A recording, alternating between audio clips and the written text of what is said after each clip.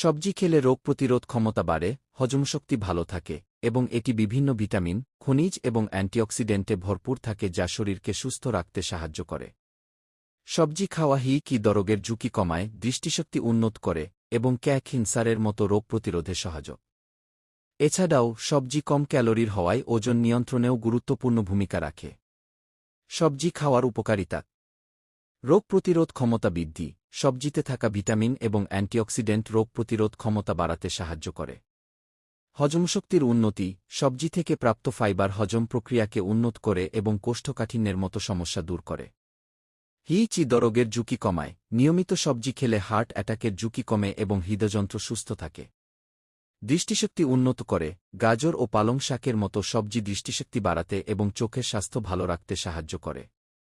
Cancer প্রতিরোধ: সবজি cancer প্রতিরোধে গুরুত্বপূর্ণ ভূমিকা রাখে।